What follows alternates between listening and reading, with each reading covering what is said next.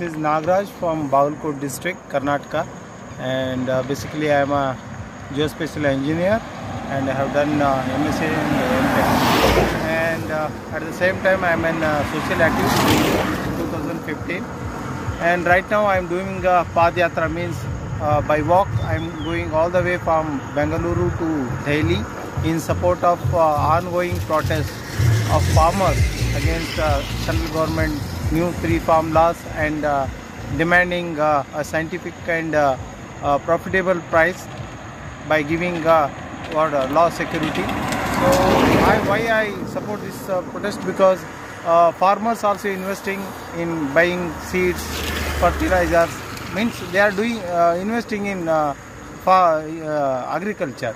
At the same time they should also get a profitable price, but throughout the years they are not getting profitable price. This is their own opinion throughout my yatra. So whatever be the government, whichever be the government, farmers should get a profitable price so that their economic standards can be improved simultaneously. And all the way I found that every 3 or 5 kilometers I found one village. It means it's a nation of villages. So if villages are get strengthened by economically, that too through each and every family by getting a profitable price, what we call MSP, that supporting price, government should understand farmers' problems and make sure that farmers will get profitable price through strong law. So all the way farmer associations, social activists, public supported my Padyatra. And this yatra I started from Malemadeshwar Betta, Chamarajanagar Jilla district, and in Karnataka I passed through all 31 districts, and today morning I crossed Bhima river and entered Maharashtra, and right now I am going to Solapur, and from there via Aurangabad, Dhule, then I go to Indore, Gwalior, and then Madhya Pradesh, then Agra via Uttar Pradesh I go to Delhi and join this farmers movement. And how many days will go on your Padyatra? This is approximately of 6,000 kilometers yatra.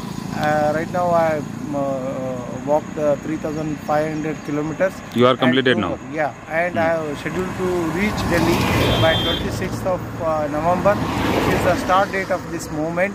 Exactly 1 year, and there will be a big in a 1 year program will be there in Delhi. By that time I will reach Delhi. Where you stay in night? Night usually I stay in a hotel or somebody come and give food, shelter. In case not possible, I make personal arrangements. Any help from the local citizens? Yeah, they do help. They give food, they give some food stuff. Here and there, some 50 or 100 they contribute to have food or some other things like that. How many people asked your Padyatra, means walking distance? Around right now I have met thousands of people during these 4 months of Anybody ask or not, or they are otherwise ignored to you? No. There are people who question odd questions. Just like we asked you question, so many people are... only few, they create some hurdles, they use bad words. But I don't care. My concern is about farmers, and I'm stick to my reach my goal. And also who listen and who understand farmer problems. Exactly. Yeah, that's what I do. And other things, those who neglect this yatra or those who use some bad words, I don't care. I just I neglect them and go ahead. Okay. Best of luck, bro. Thank you.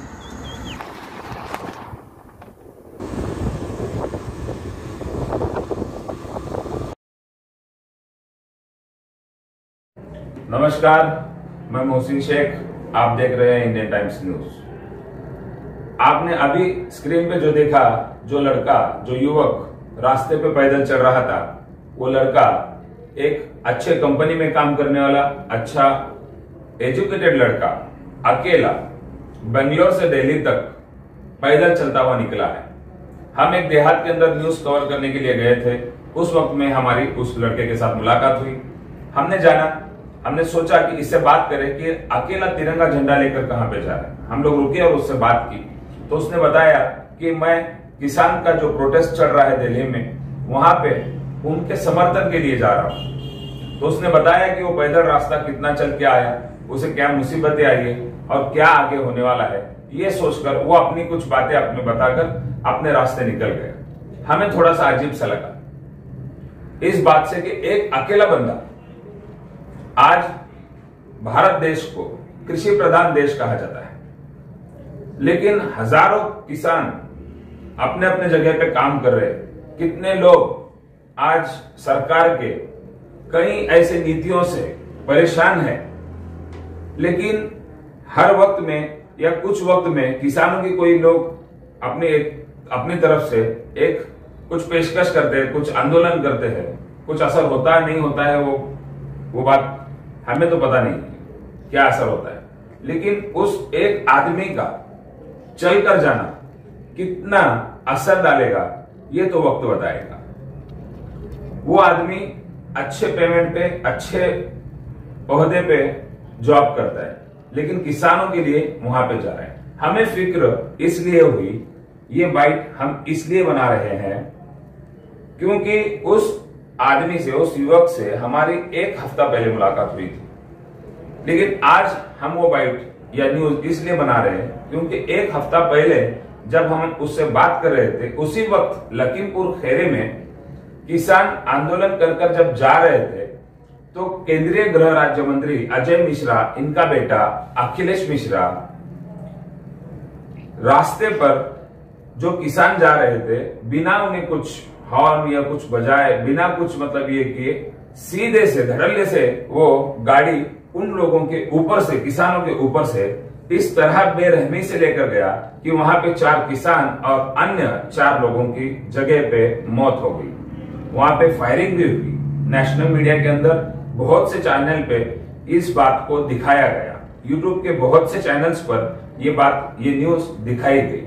और रही बात गोदी media की, वो आर्यन खान के पीछे लगे हुए थे, लेकिन लखीमपुर खीरी की न्यूज इस तरह कवर की, इस तरह बताया गया कि वहां के किसान हिंसक हुए और उन्होंने 2 जीप के अंदर आग लगा दी। गोदी मीडिया का तो काम ही ये, वो बताते ही इसी तरीके से। एक छोटा सा फोटो जो व्हाट्सएप पे वायरल हो रहा है, मैं आपको दिखाता हूं। ये फोटो भले ही मजेदार हो, ये फोटो भले ही मजेदार हो, लेकिन इसके पीछे का मतलब जानिए। इसके ऊपर, इस फोटो के अंदर लिखा हुआ है कि आर्यन खान और शाहरुख खान इसके अंदर इस फोटो में दिखाई दे रहे हैं। लिखा हुआ है, एक मजाकिया तौर पे लिखा हुआ है, लेकिन इसकी सच्चाई देखिए। क्या बता रहे हैं कि अगर आर्यन खान कहते हैं कि मुझे ये ड्रग्स अडानी अंकल ने गिफ्ट दिया, तो उसी शाम तक गोदी मीडिया ये प्रूफ करेगी कि इसके अंदर कितने सारे विटामिन है और ये ड्रग्स कितना फायदेमंद है। तो सोचिए गोदी मीडिया का लेवल क्या है। ये न जाने क्या पेश करना चाहते हैं, न जाने क्या दिखाना चाहते हैं, न जाने कौन सा जहर दिलो दिमाग में लोगों के भर चुके हैं कि लोगों के दिल में सिर्फ नफरत और सिर्फ नफरत और सिर्फ नफरत बाकी है। लोगों को एक जहर पिलाया गया है, एक जहर के तौर पर उनके सामने ऐसी चीजें रखी गई है जिस वजह से लोग ना कुछ देख पाते हैं ना कुछ सुन पाते हैं। आंखों से देख तो सकते हैं लेकिन देखना नहीं चाहते, सुनते तो सही लेकिन समझना नहीं चाहते। ये आज के हिंदुस्तान के हालात बने हुए हैं। रही बात लखीमपुर खीरी की, वहां पे जो किसान जो शहीद हुए उनके लिए मुआवजा दिया गया। ये मुआवजा काफी नहीं है। 10 महीने से 12 महीने से दिल्ली के बॉर्डर पर जो बैठे हुए किसान हैं, उनकी तरफ नरेंद्र मोदी की, अमित शाह की, इनके सरकार की एक नजर भी उनके तरफ वो लोग नहीं किए। उस रास्ते से गुजरते वक्त भी उन्होंने उनकी तरफ देखा नहीं। ये कौन सी मतलब सिस्टम है? ये कौन सा लोकतंत्र है? 10 महीने से 12 महीने से किसान वहां पे रास्ते पे बैठे हुए। किसान अगर पिज्जा खाता है तो बताते कि बड़े ऐश में है। अरे गोदी मीडिया को थोड़ी सी तो शर्म आनी चाहिए कि किसान अगर वहां पे खाता है तो आपको उससे दिक्कत क्या हो रही है। उनकी परेशानियों को तो पहले समझिए। जो कायदे कानून उन पे लागू किए वो चाहते हैं कि हम पे ये कायदे कानून नहीं चाहिए। वो एक्सेप्ट नहीं करना चाहते, तो आप उसमें बदलाव लाने की बात कीजिए। बदलाव लाने की बात नहीं करते। जो महंगाई के नाम पर कांग्रेस के जब सरकार थी, उस वक्त में जो महंगाई के नाम पर जो मीडिया उछल कर आता था, अब उसी महंगाई के ऊपर वो मीडिया ये कन्विंस करता है कि ये महंगाई अच्छी है, आपके डेवलपमेंट में आने वाली है, ये बताने वाली गोदी मीडिया। तो इन किसानों की जो तकलीफ है, किसान, हमारा हिंदुस्तान कृषि प्रधान देश है, लेकिन इस किसान की बदतर हालत इस सरकार ने बनाई हुई है। और भी खास कर जहां पे बीजेपी शासित राज्य है, वहां के मंत्री, वहां के मंत्रियों के बेटे, इन लोगों का रहना इस तरह से है जैसे कि वो अपनी हुकुमशाही चलाते हैं, जैसे कि उनके मन मर्जी से हर चीज चल सकती है। ये बात को वो साबित कर चुके हैं। एक बार मैं खुद कार ड्राइव करके जा रहा था, मैं खुद अपनी खुद की कार चलाते हुए जा रहा था एक सफर में, तो मेरे रास्ते में, मैं फुल स्पीड में था, मेरे रास्ते में एक कुत्ता आया।